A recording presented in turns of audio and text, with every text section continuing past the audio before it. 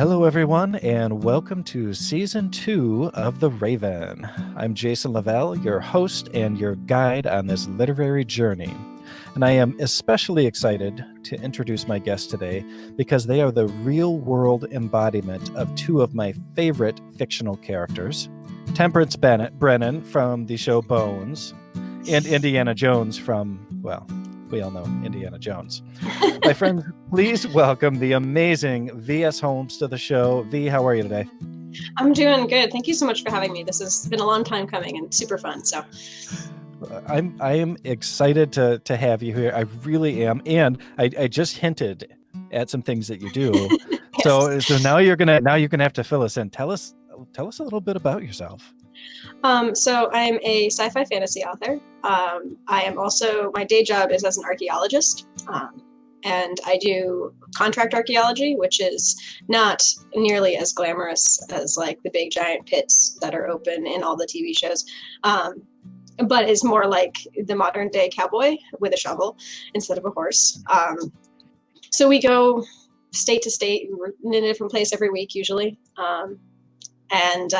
We live out of hotels, and again, not the most romantic notion, but I really love what I do, and I try to explore that a little bit with my characters. So, And what is your specialty in archaeology? So actually, my degree's in biology. So my specialty is in like human evolution, bones, things like that, and then also specifically Native American tool types in the Northeast. So if you know about the Clovis point, things like that, arrowheads, scrapers, whatnot. So those two little things are my kind of cobbled together a degree and a specialty with those. So Wow, that is so freaking cool. I mean, thank you. you are already like the most interesting person I know. That's amazing. Yeah, I think it's now, but usually like no, and do you carry a whip as well? Because I feel like that's part of the gig, right? No, I do carry rope sometimes, and I have a custom made machete that a dear friend and fellow archaeologist hand forged for me out of a plow leaf spring that we found together. So I think that qualifies. Her name is Molly Grew, after the one of the plucky characters in The Last Unicorn. So. That's amazing. I wish I had her right here. I don't. I know. Come on, Molly. We all need machetes. Come on.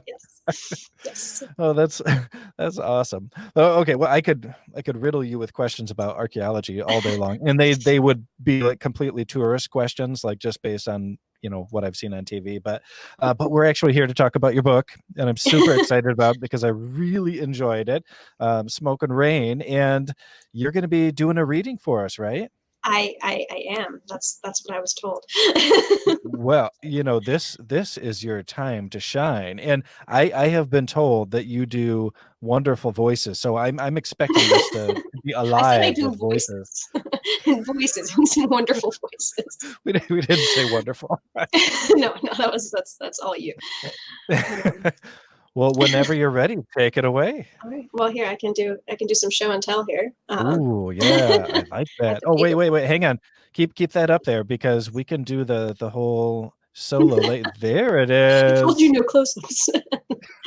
Oh, wait. Sorry. There we go. Oh.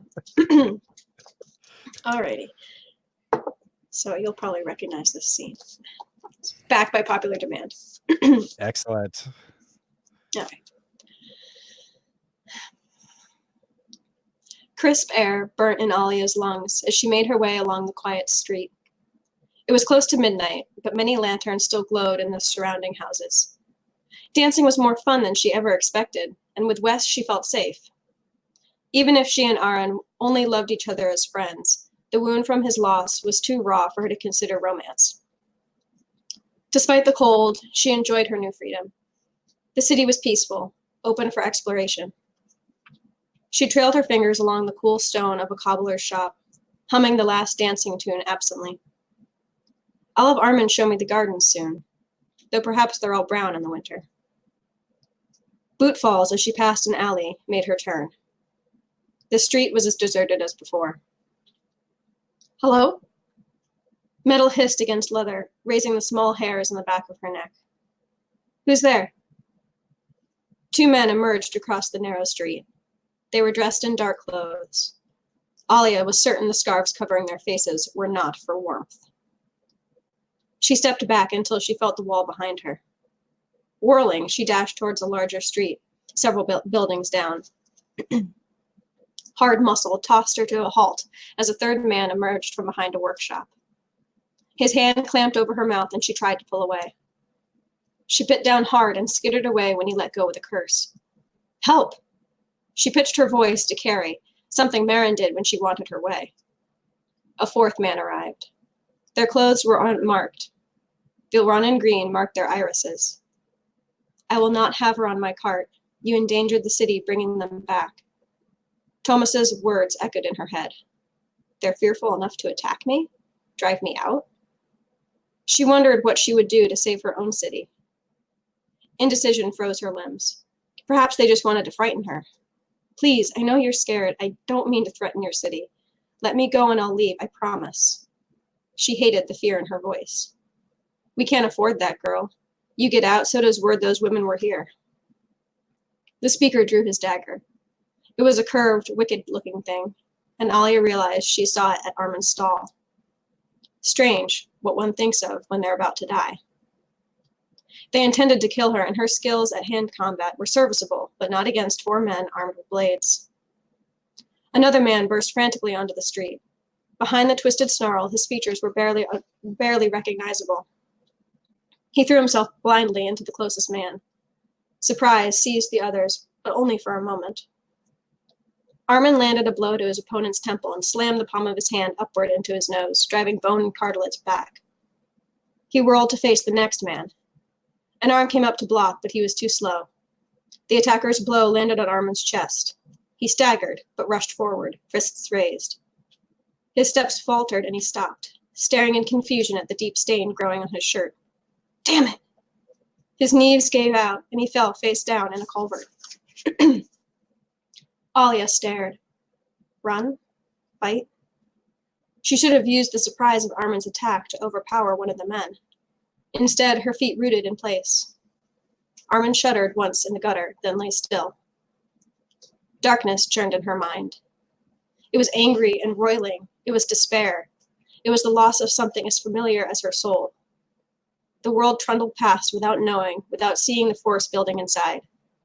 Now that darkness grew. She spent weeks wishing to die, but this was different. It was anger. It was hate. And hate gave her something to live for. They are monsters. The ground hit Armin like a second blow. He gasped, gutter water rushing in instead of air. Cold slime from the butcher's lard tub, mixed with manure from the gardens. Burning ripped through his body, save for his left arm and shoulder. Those were numb. Dim awareness told him the water downstream from him was awfully dark. He stabbed me. That's my blood.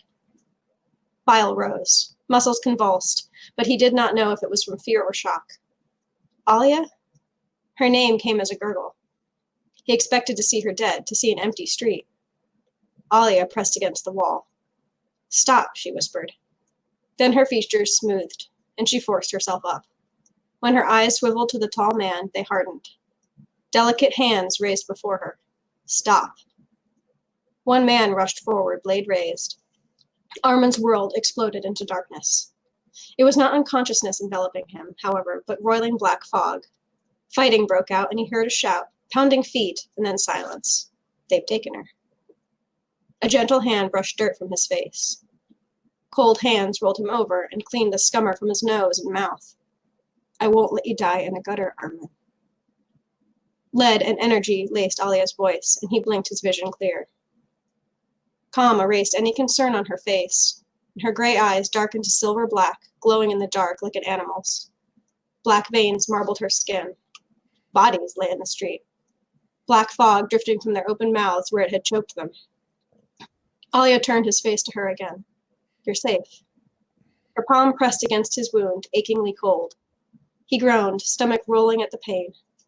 It felt as if ice crystals spread in his chest. And then it was over.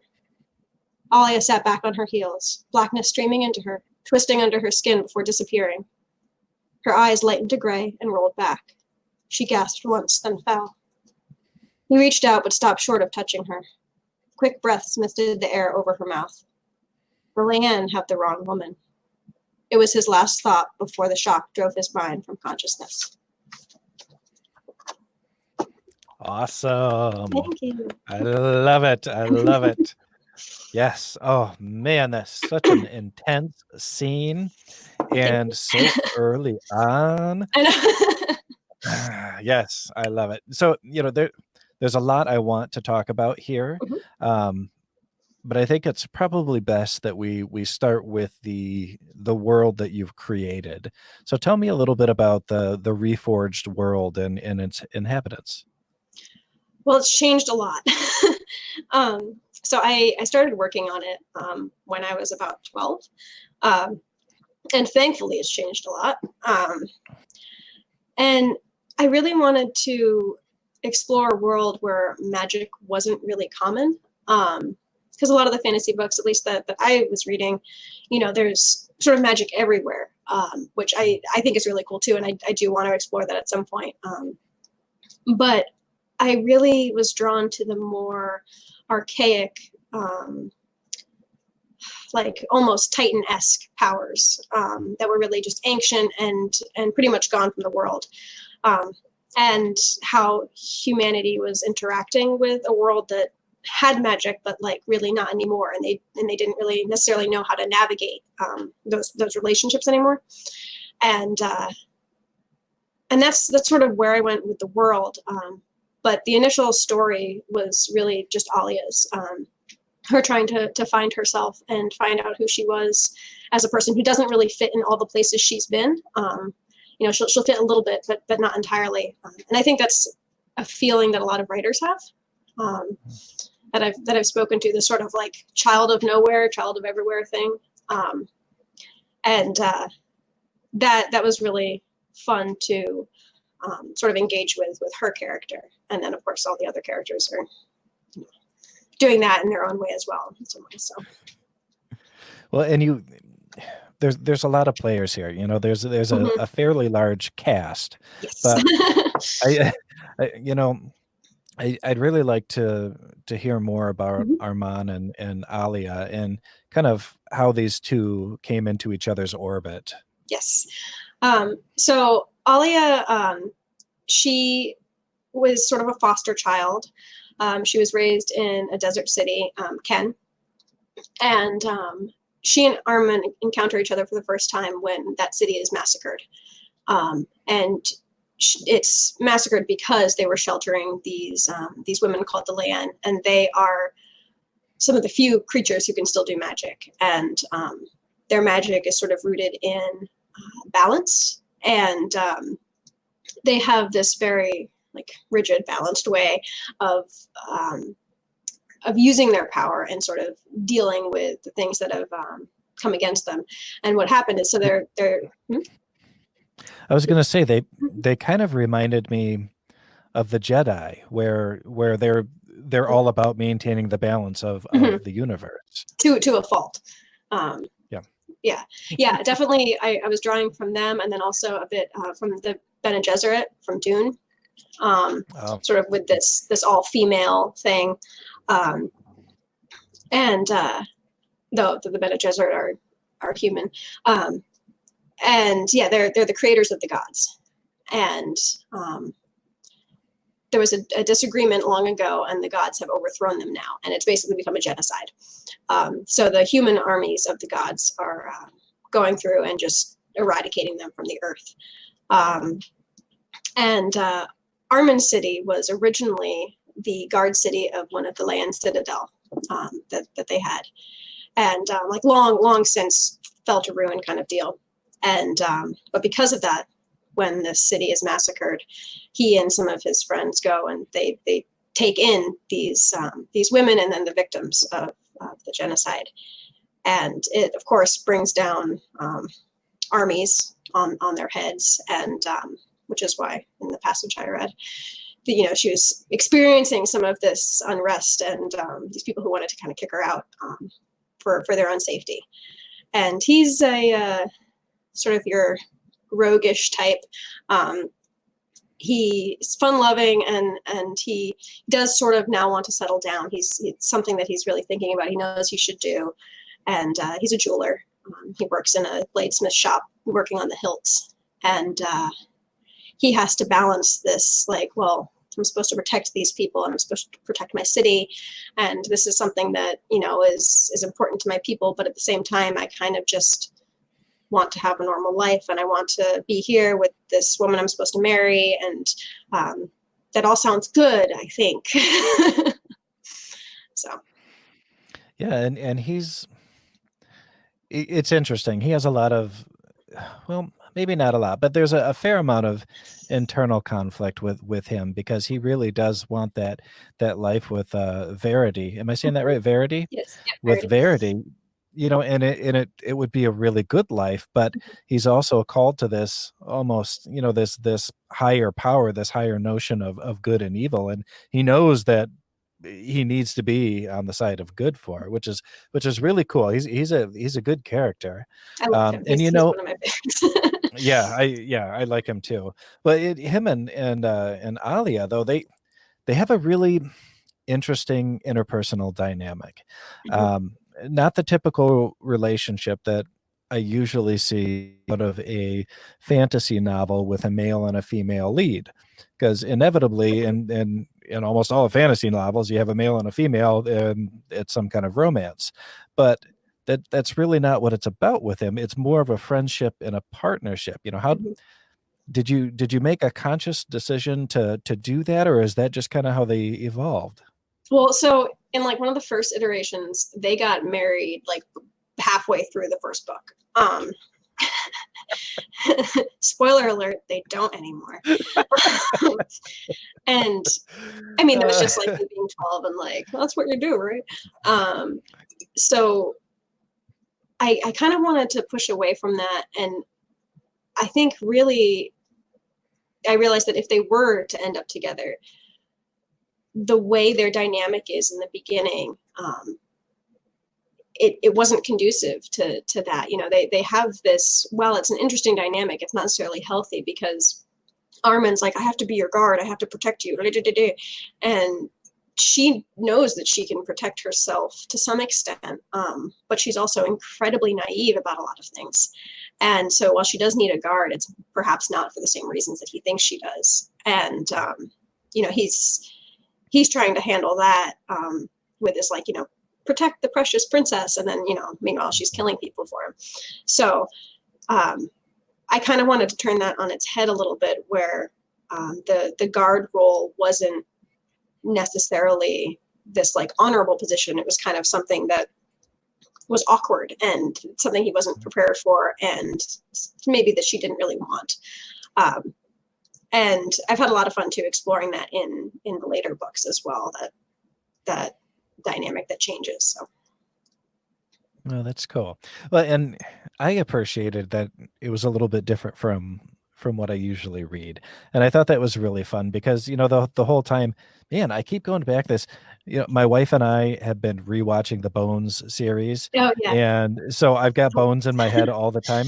But they feel like, you know, Bones and Booth to me, where, you know, he's this tough guy protector, and she's this woman who is extremely smart and extremely capable, and he's having a tough time accepting that, Yeah. look, she can kick ass on her own. I she mean, doesn't she doesn't I think we've all, and especially, you know, sort of femme-coded people, we've experienced that, where it's like, no, I can do it myself, dude. Like, stop. And it wasn't necessarily a conscious choice as far as that. In particular, but I think it evolved kind of organically out of me being like, can you not? Though there was one line in the book where she's having this thought of like, if you guys could just see all the thinking that goes on in my head before I make these decisions, you wouldn't think I was crazy. You wouldn't think I was, you know, making irresponsible, irrational choices, because you'd know all my thought processes. And that was definitely a very pointed comment that I put in there on purpose. So Yeah, for sure. yeah. For sure. What Yeah, we can't go down that rabbit hole because that's all That too of course. true in almost every situation. Mhm. Oh, okay, so on a lighter note, Yes. you really weren't afraid to dive into the violence and horror of war in this book, and on a very grand scale. And I was as I was reading it, as a writer myself, I'm trying to figure out how I would construct such a thing, and I can't figure out how I would do it. What kind of research or preparations kind of went into making this huge war? So when it was in the when the book was in its like maybe second to last revision, like big, big revision, um, I was in college and it was my last year of college, I believe. I was in there for like 5.5 years. I don't know, but I was taking a military history class, and it was U.S. military history, uh, and it was. I mean, the teacher was really passionate. He was incredibly knowledgeable, and it just totally changed the way I think about war because I had a lot of the fantasy I'd read. Obviously there are usually epic wars, but what really struck me was a lot of the World War I, like trench warfare. And like I knew about it. I knew about Trenchfoot. I knew about a lot of the things they were facing, but a lot of the articles we were reading and just this teacher, he really made it click for me in a way that it hadn't before. So I was able to incorporate a lot of those things that I was learning while I was going through this revision, and I really credit his teaching to helping me really nail those little details about the siege towards the end. So, Well, it was pretty grimy, it was pretty gritty. And I am kind of a World War One and two mhm. documentary and book nut, for whatever reason. And yeah, it felt so very real, and Thank you. horrible at the same time. And I was just like, oh man, Well, it's not this fun, is right? just nasty stuff. I mean, war is just God, Yeah. especially those wars were terrible. Mhm. So, you know, we I talked about this a little bit with Arman and Mhm. Alia, that they didn't really have a romantic element, and really in the book, there isn't a romantic element in the book, which I thought was kind of cool because sometimes I just want the grit and the gore and the action and the adventure, Mhm. without being weighed down by the romance. Not all the time, Right. but you know It can get tiresome sometimes. it it can get tiresome. When you went into this, I think that you said that initially there was a romance Mhm. between the two of them. What made you decide to take the romantic element out and explore those other directions? Well, spoilers. It's not completely out, but Well, in book one at least. right. Yeah. Um, I again, I didn't really think that their relationship would develop that way, but also I felt like I don't know. I so being an archaeologist, we travel all the time, and we get thrown into some. I'm obviously nothing Quit like World making me War One, jealous. right? God, But so we get thrown jealous. into these awful situations with bugs and ticks and rain and snow and angry landowners waving guns, and that sort of builds a really close friendship very quickly, and that's something that I've always really loved about my job, and because of that, I kind of wanted to draw in that camaraderie. And I mean, definitely there's a huge hookup culture with archaeology too, but moreover, it's the What's that friendships. now?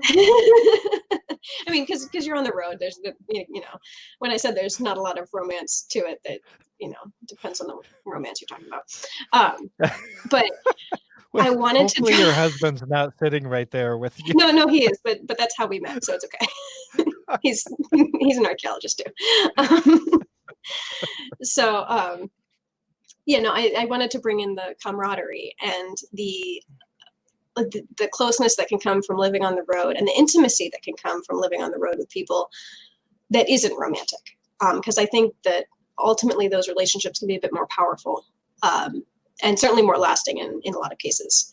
And so I have Bren, who's a soldier, and he's coming in with this sort of built-in camaraderie. He's used to this, he knows this, he loves this. And then Armin and Ollie are sort of bonding over the fact that they aren't used to it.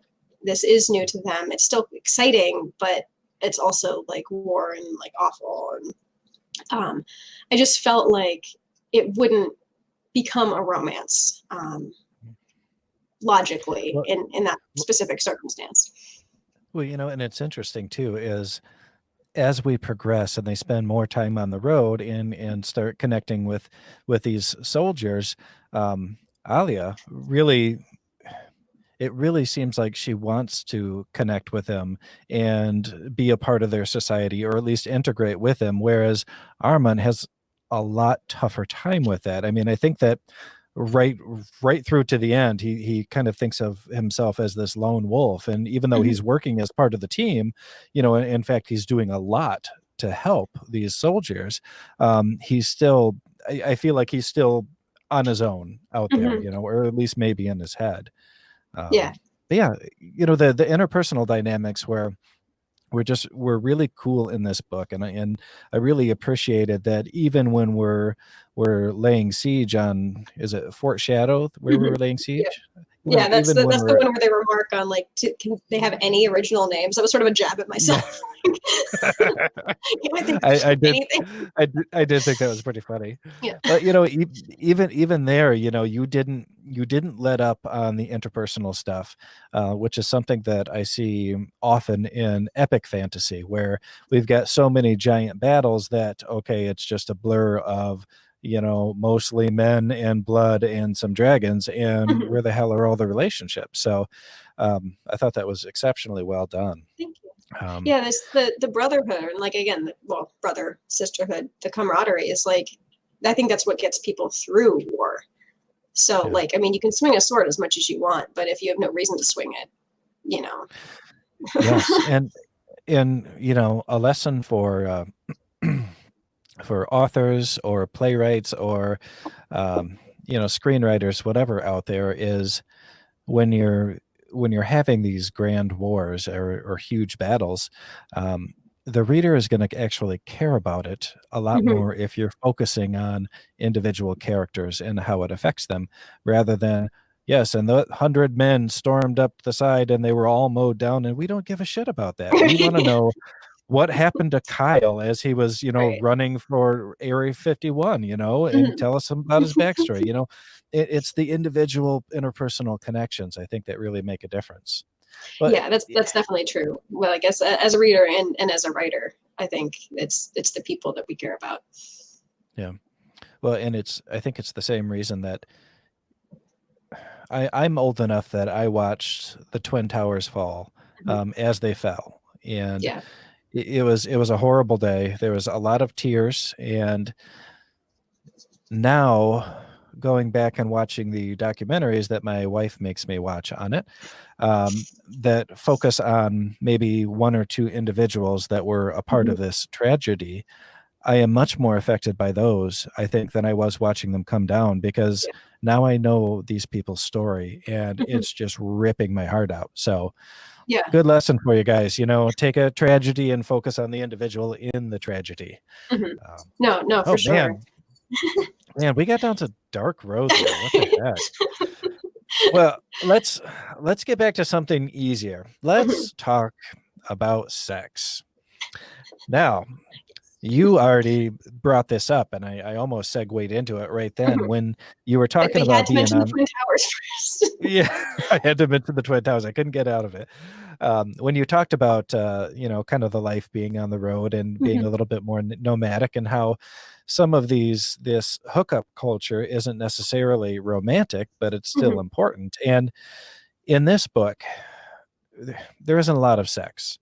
Yeah. There's some sex, and as a whole, it's very sex positive, but it's also not drowned in emotions or romance. The sex for these characters is something that they're doing more for comfort and Mhm. enjoyment, or maybe as a way to connect, and less out of I love you and I want to marry you type of Yeah. thing.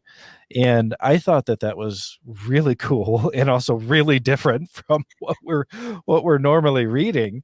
And also the fact that they didn't have to feel guilty about having sex with someone.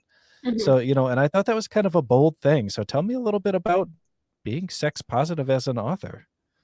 It wasn't on purpose.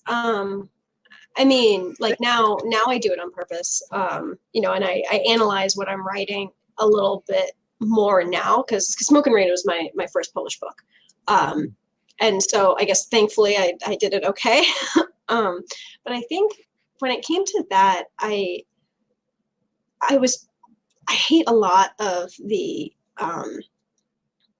tropes specifically surrounding women in fantasy and sex. And I mean, some do it really well, and that's great. And I didn't want it to be a big deal because because Ollie is a virgin.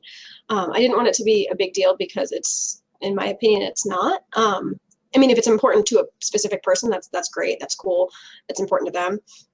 But like as a whole and as a concept, I don't think it's important. And so I didn't want to make a big deal out of it, but I also didn't want to gloss over how important those first interactions and those first moments of intimacy with whomever are to like cementing the way we think about that part of the world and ourselves.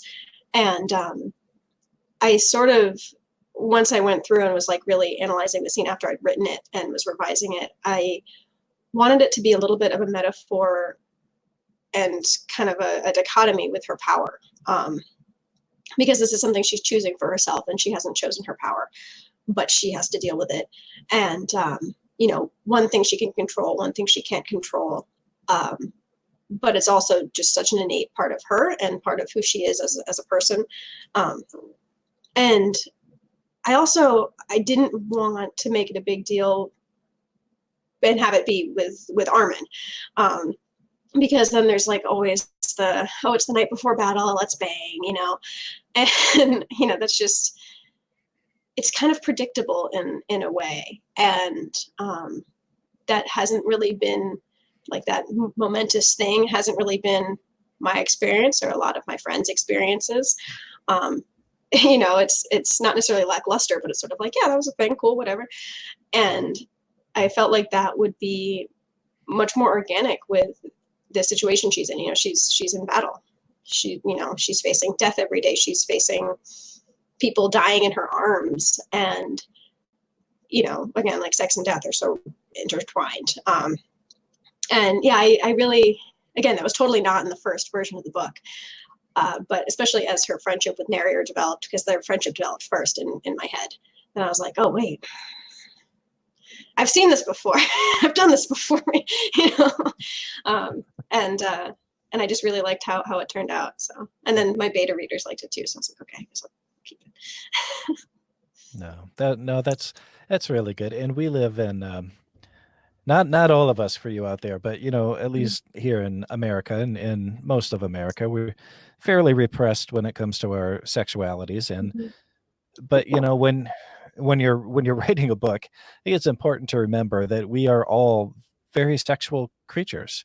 Whether we're choosing to have sex or not to have sex, it's an important part of who we are. And it's okay for our characters to be like that too. It's okay for our characters to want to have sex or to not to want to have sex, but Mm-hmm. don't be afraid to put your neck out there one way or another, because if that's your character, just be true to them. Mm-hmm. Do it the right way. um, Yeah, yeah, and Anyhow, I definitely don't know like, I mean, where. it should be fun and important, but it doesn't have to be like this huge deal. As long as you're both having fun, right? Yeah, Or whatever. yeah.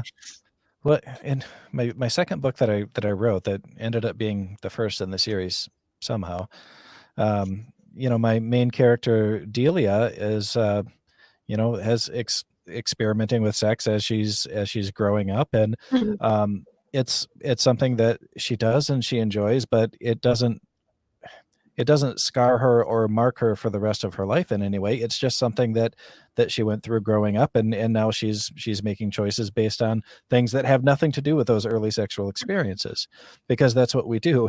My first girlfriend means nothing at all to me in the way I live my life, and they don't have to. So boy, yeah. So tell me a little bit about power. There are some pretty titanic forces at odds in this novel, and some of them wielding incredible magical abilities, but it's only those few. So tell me a little bit about kind of the power structure here, because I didn't get to learn as much about the gods as I wanted to, and I have a feeling that's still to come in the next books. Well, the But third book is called Madness and Gods. So, yes, I love it. Oh, I love that title too. That's awesome. So tell me about the power. again, I wanted to explore something that was a bit more titanic and massive and elemental in a lot of ways, because I find that like old ones, ancient power, to just be really, really cool. And I've always enjoyed the different creatures whose power balances one another or complements one another. And so I have these two races, the Leyan and the Rakos, and they're sort of equal power, but the Rakos are kind of this guard, deferent role. That's the role they have with the Leyan. And the Leyan, like I said before, is all balance. And their power usually manifests as water vapor, mist, or electricity, lightning. The second book is called Lightning Flames. Like plugging stuff here. And so I sort of paired up these different elements, the water and the lightning, and then Armin is fire. The Rakos is fire and earth, and they have another name called the Earth Shakers. And I think just having that duality and being able to kind of play around with that, and you probably noticed, I'm not a huge fan of like cut or dry, good or evil, right and wrong. I like a little bit more nuance. And while the gods did overthrow the Leyan and the Rakos, there is a little bit of a debate about like, well, okay, now what they're doing is wrong, but why did they overthrow them? And are these powers really for good? Because if you see the way Alia is using them, it's horrifying, even though she's using them for good. And I think being able to use those powers sort of with this like ambiguous nature is just really fun, because I think a lot of times we'll see like the magic system itself is amoral, and how you use it is the moral part. And I kind of wanted to strip away the morality in all ways. Like Alia is wondering like, okay, this power is technically good. In theory, that's what I'm told, but what I'm doing is awful, and what those other people are doing is awful. So like, can we just, it's not clear cut for her. And that's something I enjoyed playing with as well.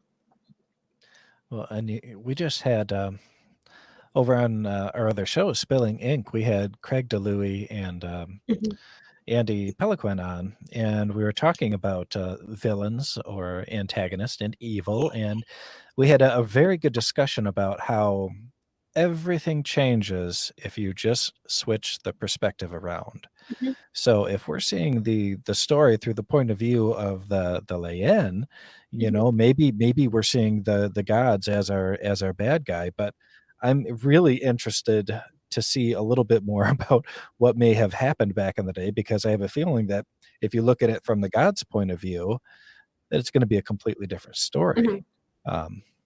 Yeah, so I'm excited about that.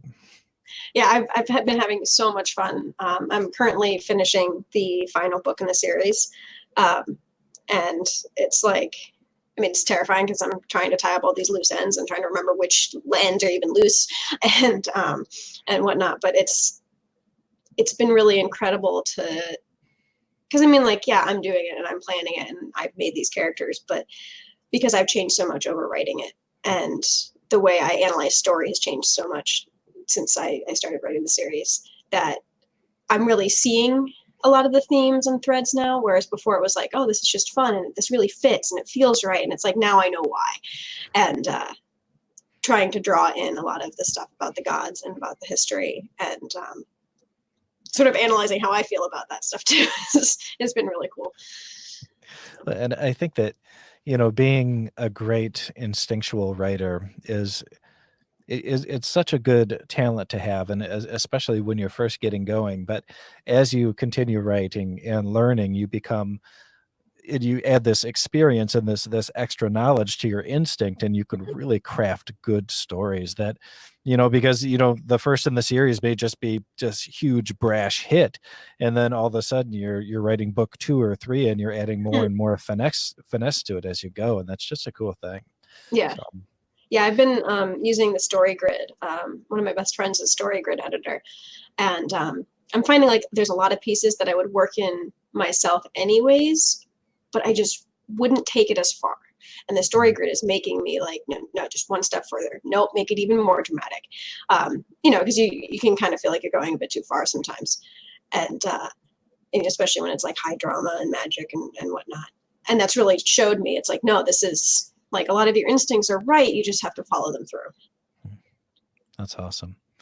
Well, are there any underlining messages or themes in Smoke and Rain that you're hoping get through to the readers? Maybe not the book itself. I think the series as a whole, I mean, I sort of realized the whole series is a love letter to goodbyes, specifically the last book. But I think Smoke and Rain sort of set the stage for that in a lot of ways, because it's all of these characters who are leaving what they know, but trying sort of to navigate falling in love with what they're experiencing now, and the freedom or the change or the family or the friends that they're finding. And just dealing with that, again, that sort of child of a couple different worlds. And then ultimately letting go of, I think, who we used to be, when we realize it no longer fits, and trying to figure out how to do that, because that's really, really hard. I think that's something everybody struggles with. Yeah. Yeah, so sure. the theme is change, and I like that. I like that a lot. Well, V, tell us where we can find your books. Do you have a website? I do. It is vsholmes.com, and you can buy signed paperbacks through there, and you can buy normal paperbacks through your local bookstore or Amazon. And ebooks are pretty much everywhere. And I'm on most of the social medias. I'm on Facebook and Instagram, and I am most active and candid on Twitter. That's your content warning. And I have a newsletter. If you guys want to check that out, you can sort of sample my work. You have a free story on your website too, don't you? 2 free stories. Ooh, yes, nice. It depends on what genre you like. So The Tempest takes place in the Reforged world of about 200 years beforehand, and it's actually the prequel to the quartet that is set 200 years before Reforged, that will be coming out at some point when I finish writing it. Awesome. When I start writing it. That's The Tempest, and it's sort of a survival story of a young woman. And then Disciples, if you're more into sci-fi, Disciples is the prequel to my NEL Bentley books. Awesome. Very cool. Well, V, you've been fantastic. Thank you so much for coming on the show today.